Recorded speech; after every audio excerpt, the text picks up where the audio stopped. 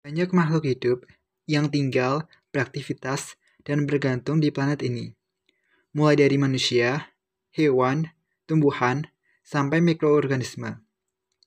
Sumber daya alam di planet ini, mulai dari tanah sampai air, digunakan oleh seluruh makhluk hidup. Yap, inilah planet kita, planet bumi. Disinilah banyak manusia melakukan aktivitas-aktivitasnya. Di kota. Aktivitas-aktivitas tersebut yaitu berupa mengendarai kendaraan dan membuang sampah. Di jalan, kendaraan-kendaraan akan menghasilkan gas sebagai hasil pembakaran dari bahan bakarnya. Gas-gas yang dihasilkan mengandung gas berbahaya, yaitu gas karbon dioksida atau CO2 dan gas karbon monoksida atau CO. Selain di kota, manusia juga beraktivitas di pabrik.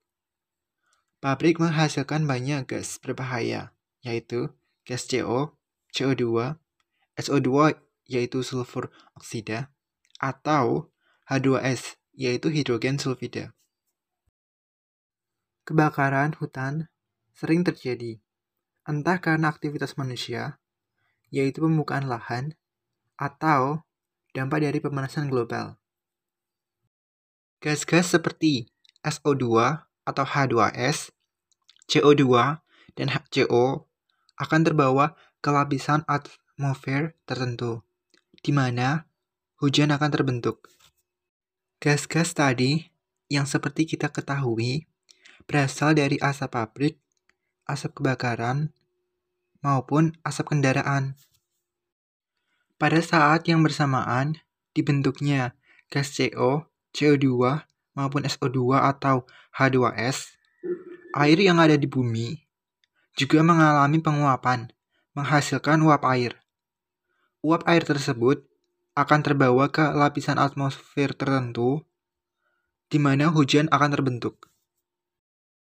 Di atmosfer, uap air akan bertemu dengan gas CO2, SO2, atau H2S, dan CO. Ketika gas-gas tersebut bergabung, akan membentuk hujan asam. Hujan asam, seperti namanya, bersifat asam karena mengandung asam-asam kuat. Asam-asam kuat tersebut adalah gabungan dari CO2 atau CO dengan uap air akan menghasilkan H2CO3, yaitu asam karbonat. Di sisi lain, H2S atau SO2 yang bergabung dengan uap air akan menghasilkan H2SO4, yaitu asam sulfat. H2CO3 dan H2SO4 adalah asam-asam kuat yang dapat membahayakan alam sekitar. Hujan asam merupakan salah satu hal yang dibutuhkan alam di bumi ini. Tetapi dengan konsentrasi yang sedikit, tidak akan terlalu berbahaya. Dampak positifnya yaitu untuk melarutkan mineral-mineral yang dibutuhkan oleh makhluk bumi. Walaupun demikian, terdapat dampak negatifnya bagi hewan dan tumbuhan maupun bagi manusia. Hujan asam dapat menyebabkan kerusakan pada sel kulit, bahkan dapat menimbulkan iritasi.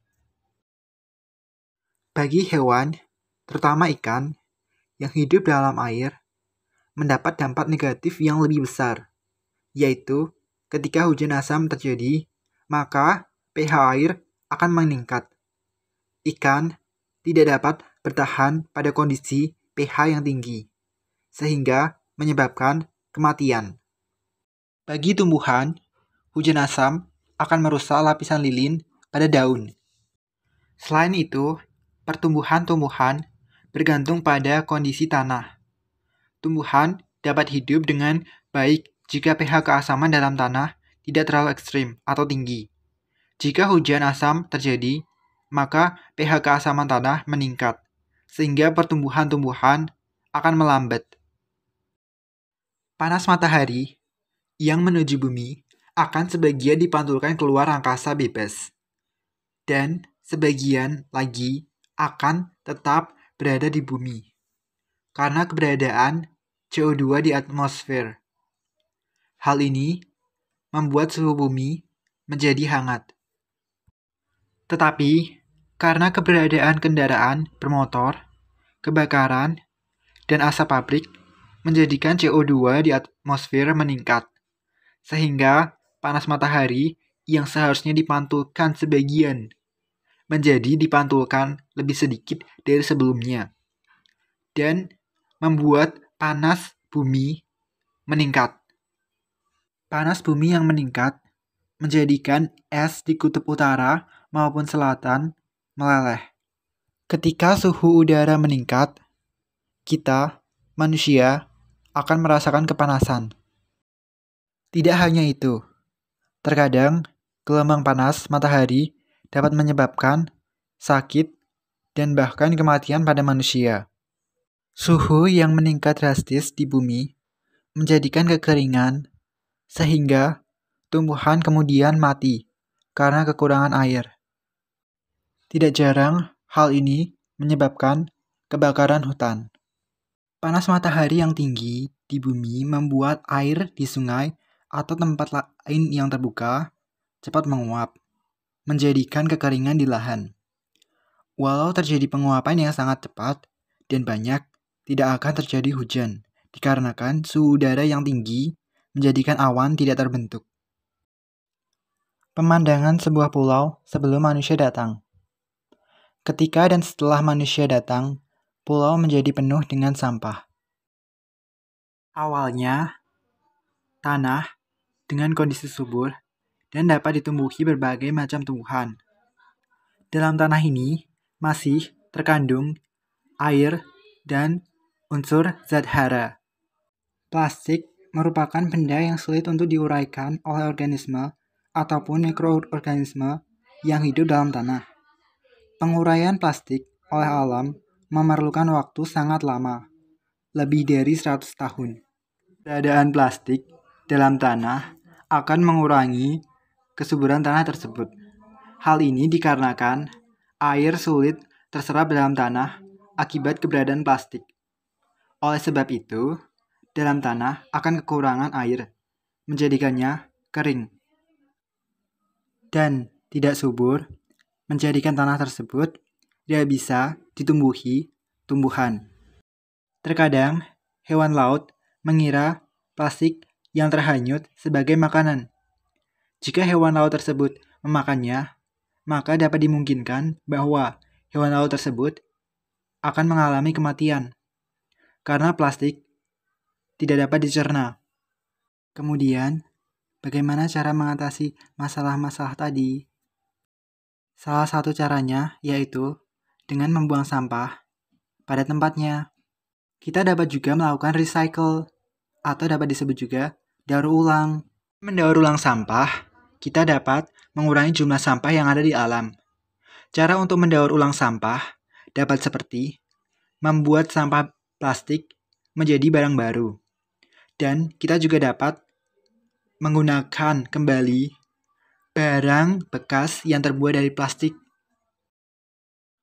Untuk mengurangi polusi udara, kita dapat berjalan atau bersepeda daripada mengendarai kendaraan bermotor. Selain itu, dengan menanam pepohonan atau tumbuhan, kita dapat mengurangi kadar CO2 di udara, menurunkan suhu udara, dan menambah kadar oksigen bagi kehidupan. Kita adalah salah satu dari sekian juta spesies dari makhluk hidup yang tinggal di bumi, dan satu-satunya yang dapat menciptakan peradaban. Sudah selayaknya kita sebagai makhluk bumi untuk menjaga bumi ini dan alam sekitar di dalamnya. Hal ini kita harus lakukan untuk menjaga kehidupan kita sebagai manusia dan makhluk lain untuk hidup nyaman dan tentram di bumi ini.